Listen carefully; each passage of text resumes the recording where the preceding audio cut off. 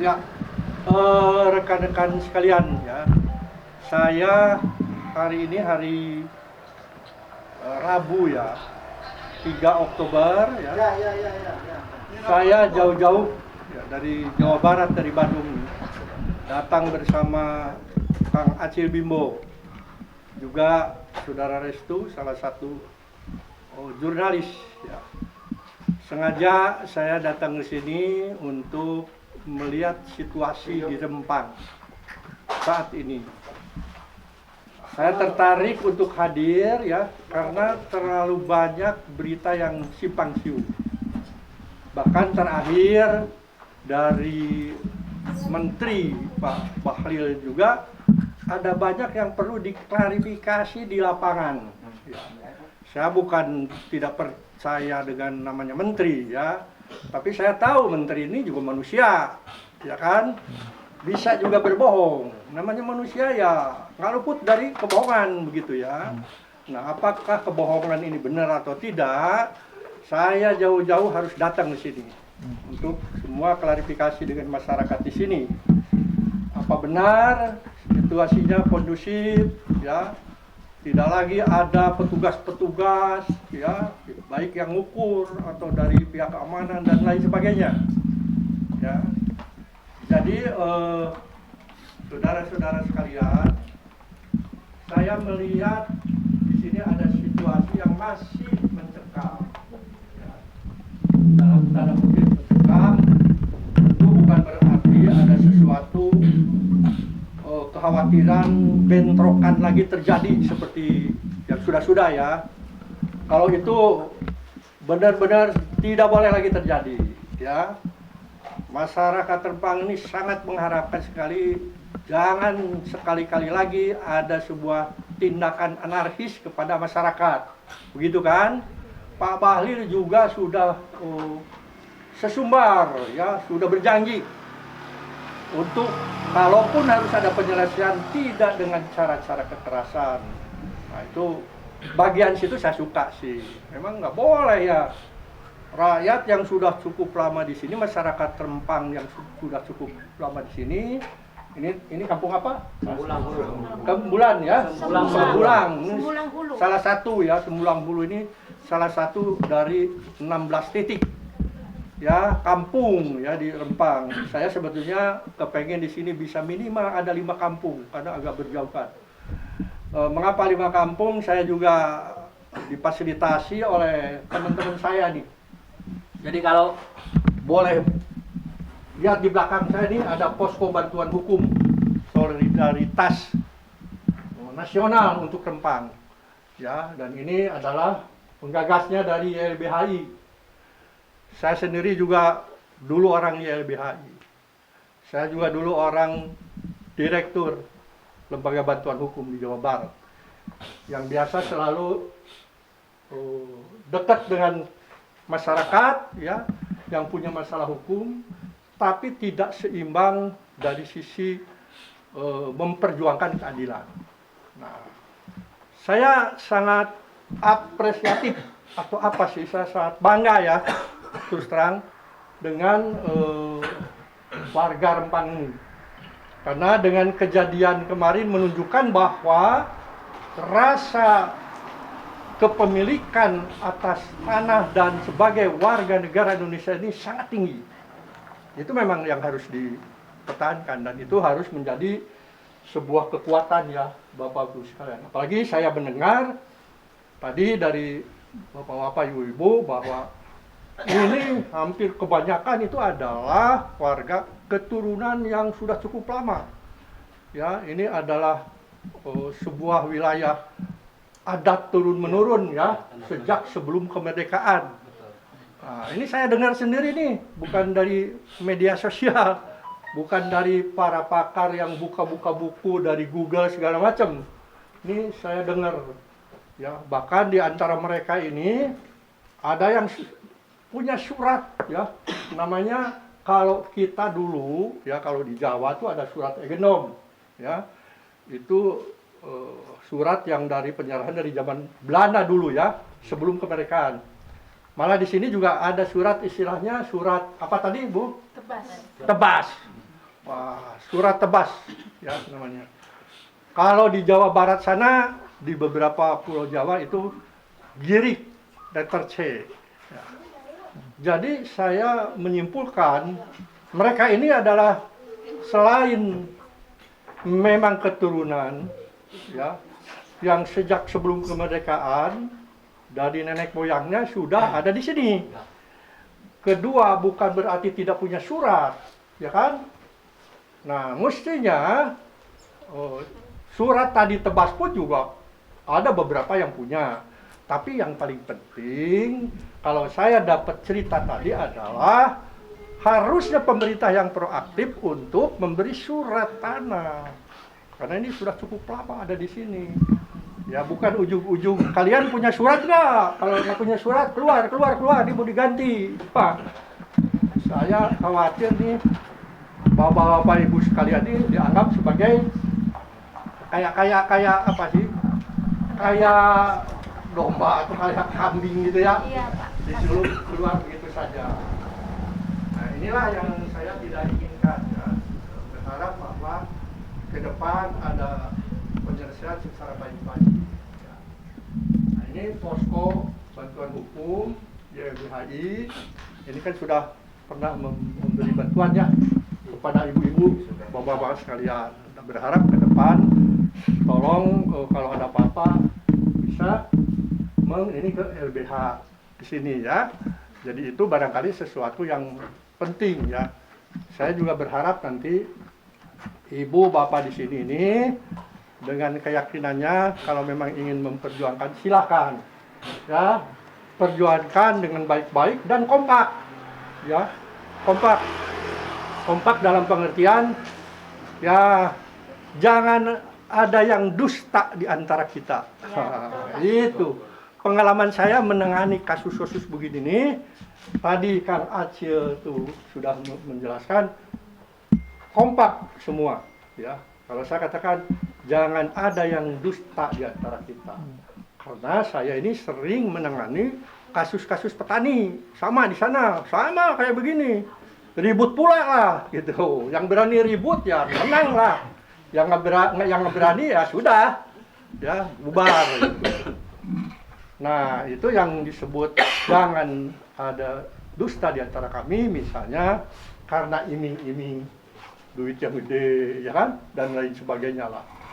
Tolong ini dipertahankan karena ini saya melihat ini seperti tanah ulayat adat yang memang punya nilai historis, yang tinggi. Ya. Dan lagi ini tempat sangat luar biasa menurut saya ya. Jawa Barat juga ada yang seperti ini, jadi saya melihat ini juga ada yang seperti ini, jadi saya melihat ini tempat untuk dikelola masyarakat di sini yang lebih baik, ya, yang bisa apa namanya bergaul dengan enak gitu ya. Ini menurut saya bahkan cocoknya ini tempat setelah saya lihat-lihat ini bukan untuk pabrik begitu. Bukan untuk pabrikan gitu, bikin pabrik apa segala, tapi lebih kepada untuk wisata ya. Mungkin ada wisata pertanian, agribisnis segala macam ya. Oh, ini lebih bagus ya. Nah, saya berharap ya. Saya berharap supaya ya bapak-bapak sekali lagi ya jangan terlalu khawatir dengan situasi proses sekarang. Kenapa? Karena bapak-bapak didukung oleh banyak pihak. Jadi banyak masyarakat di sini ya. Itu yang bukan saja banyak masyarakat di luar sini, yang bukan hanya di Batam, di Jawa segala macam itu mendukung bapak-bapak, ibu-ibu sekalian ya. Bukan berarti anti pemerintah. Kita bukan anti pemerintah. Kita tidak anti pemerintah dan tidak anti investor. Tadi saya mendengar langsung dari bapak-bapak, kami di sini ingin tetap tidak ada relokasi, ya kan? Kalau ada investasi, monggo, kan gitu ya. Tapi investasi itu tidak menghilangkan kami, posisi kami. Saya juga ada kekhawatiran nih dari temuan tadi. Rupanya tempat yang nanti akan dipindahkan itu sudah ada tuh nelayan baru. Katanya kan digeser pindahnya tadinya pindah ke Pulau Gang. Ke Tanjung Banon. Sekarang itu ternyata tempat itu menurut Bapak Ibu sekalian sudah ada perkampungan nelayan juga. Nah, ini kampung lama ya.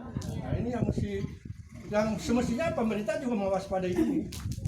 Jangan sampai nanti teman-teman kita dari Rempang itu ada beberapa bagian kampung dipindahkan di sana malah ribut dengan orang kampung di sana, rebutan lahan. Istilahnya rebutan lahan, rebutan lapak lah. Paham ya? Ya siapa sih orang yang senang sekarang ini laut yang sedang kami berdayakan, yang sedang kami manfaatkan, tiba-tiba banyak yang datang ke sini berduyun-duyun, pastinya juga ribuan. Nah, mereka juga khawatir ya. Nah, yang terjadi adalah keributan di antara kampung-kampung yang sudah ada eksis di situ dengan yang baru. Nah, ini harus jadi perhatian pemerintah ya. Jadi harus jadi perhatian pemerintah. Tidak semudah itu. Saya berharap pemerintah mengkaji ulang dengan baik ya proyek ini. Ya bukan sekedar, ternyata bukan sekedar AMDAL. Kalau AMDAL itu penting, ya kan? Apalagi mau dijadikan pabrik. Ya, di sini sekitarnya laut, ya. Kalau pabrik kaca saya sudah bisa memahami sekali bahwa itu mesti ada polusi. Sampai sejauh mana itu mempengaruhi ikan di laut, polutan, atau manusia di darat, ya. Walaupun ya saya tidak mengatakan itu bakal bahayanya begini karena saya bukan ahli. Ya, tapi saya tahu dari teman-teman ahlinya itu juga berbahaya. Tapi yang lebih bahaya lagi adalah pemindahan, relokasi manusia ke tempat yang ternyata juga ada manusia di sini, bisa terjadi konflik vertikal ya istilahnya ya, konflik ke samping dan itu harus jadi perhatian. Apalagi ya pernah saya dengar itu dari Pak Menteri ya, itu sudah ada 300 ya infonya. Tadi Ibu mengatakan tuh ada 300 yang mengatakan segala macam, tapi ya nggak ada yang tahu yang 300 itu dari mana, siapa datanya ya. Ini menurut saya ini tidak proporsional penyelesaiannya. Tahapan penyelesaian tidak proporsional, andalnya tidak ada, pendataannya juga masih simpang siur. Sekarang muncul ada 300 sudah ini, plus siapa 300 itu semua harus tahu ya kan, karena harus datanya harus ada. Lalu juga pendataan terkait lingkungan yang untuk tempat nanti pindah itu juga harus jelas. Itu memungkinkan punya nilai plus enggak, bukan soal dari 250 meter, 200 meter menjadi sekarang dikasih 500 meter bersih, bukan begitu. Yang paling utama adalah peluang untuk mendapatkan kehidupan usaha, yaitu di laut ya. Dari nol lagi di daerah situ, menurut Bapak Ibu sekalian, saya kerepotan. Apalagi harus bersaing dengan kampung lama yang sudah paham. Belum lagi nanti khawatir balik lagi ada keributan gitu ya. Nah, ini yang harus jadi perhatian ya, terutama bagi pemerintah ya, supaya pemerintah ini harus jujur lah, harus terbuka lah, jangan terlalu banyak ngeles ya, terbuka aja, karena kami ini sudah ada di lapangan nih ya, sudah punya data, sudah mendengar begitu ya. Semua orang berhak, tidak boleh ada orang masuk ke sini, siapapun juga ya, itu yang dilarang untuk masuk daerah Rempang ya, nggak boleh. Ini wilayah negara Republik Indonesia, negara bebas, kecuali warga negara asing tidak boleh sembarangan masuk sini. Saya warga negara Indonesia, apalagi wartawan, apalagi seniman Acil Bimo ya kan. Ini enggak bawa KTP pun juga dia harus diterima. Bawa ya, bawa Nah, jadi itulah sebetulnya tujuan kami ke sini. Bapak Ibu sekalian, kami ingin klarifikasi ya. Masyarakat juga ingin tahu sebetulnya kelanjutannya seperti apa sih. Berharap kami tenang katanya untuk berusaha terus tidak ada gangguan-gangguan lagi, ya kan? Kami ini masyarakat yang disebut boleh dikatakan ya tidak berdaya lah, nggak punya apa-apa. Kami di sini tidak punya, kayaknya Hansip pun juga tidak ada di sini, ya kan? Ya masa iya? Oh, udah Hansip tidak ada mau dihadapi polisi mah tentara lagi. Ya, ini nggak lucu nih, nggak lucu. Lucu. Jadi ibu bapak sekarang mintanya ambruk kemarin karena gara-gara tekanan dari pihak keamanan tadi. Walaupun itu sebetulnya ada yang nyuruh, ya kita ngerti lah. Ya jangan khawatir, TNI masih di hati masyarakat. Cuma mereka ini punya bos disuruh begitu ya. Tapi itu menurut saya ya, Pak Bahlil sudah mengatakan tidak akan lagi dan itu harus dipegang. Ya, karena kalau itu dilanggar itu berbahaya. Ya. Untuk pihak TNI atau kepolisiannya juga itu akan turun wibawanya.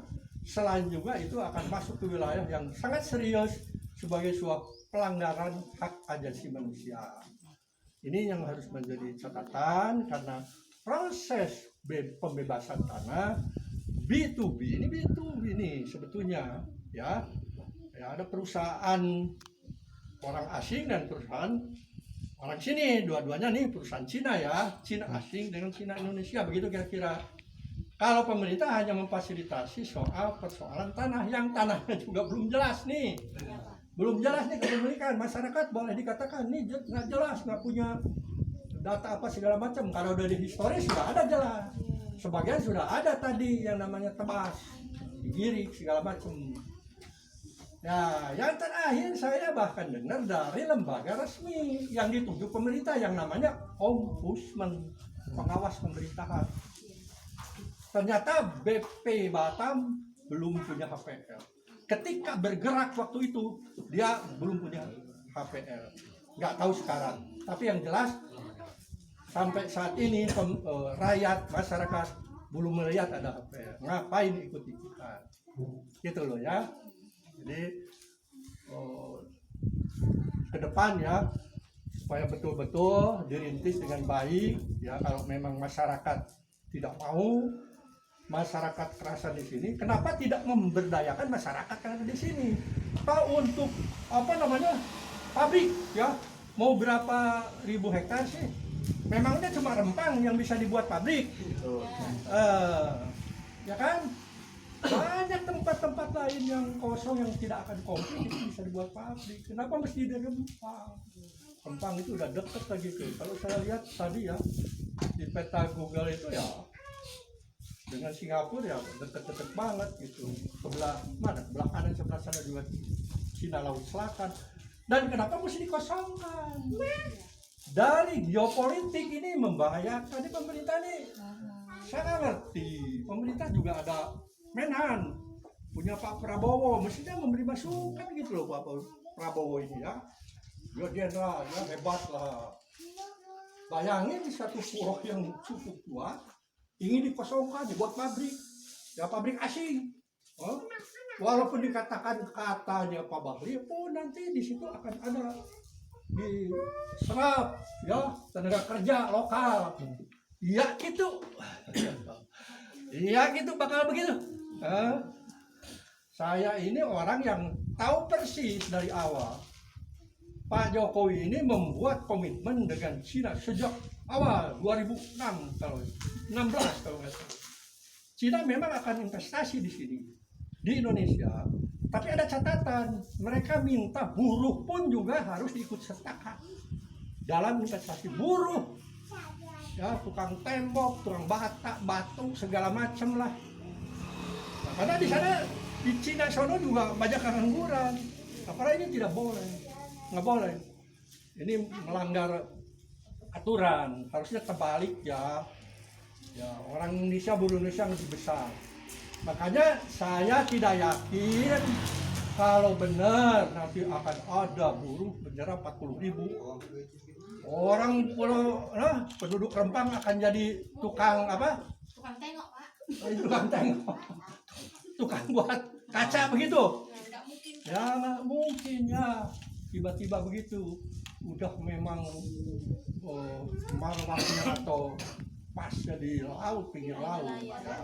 Nanti yang saya khawatir yang datang berbondong-bondong tenaga kerja asing Cina lagi, itu kekhawatiran saya. Pasti itu, Pak. Itu sudah terbukti di Morowali, di mana-mana, beberapa tempat pabrik. Jadi janganlah, maksudnya mempecudangi rakyat, jangan terlalu banyak membohongi, realistis bicara, coba lihat lapangan. Dan saya sekarang sudah ada di lapangan dan kebetulan nih di posko YLBHI ya, yang sudah banyak membantu. Saya juga ingin nih Kang Aceh ini bicara, kita dalam memperjuangkan ini harus dimaksimalkan dengan cara yang negosiasi yang kuat, ya cerdas, ya bapak-bapak nanti juga dibantu teman-teman tentu dari YLBHI kalau ada apa-apa cepat kontak harus begitu, sehingga tidak perlu lagi terjadi konflik. Walaupun sudah dijanjikan ya pemerintah tidak ada konflik, nggak usah ribut, gitu. Pertahankan aja sampai maksimal mungkin sampai ini tetap ada. Kalau satu ketika saya panjang umur, saya pengen yang lagi di sini, ini sudah menjadi lebih bagus. Gitu. Kadang-kadang Kang Aceh bisa konsep, Kang Aceh ini punya konsep jaga lembur. Ya, sama aja jaga lembur, jaga wilayah kita sendiri. Gitu. Ya, mangga, badai duduk, mangga santai aja, kita ngobrol santai.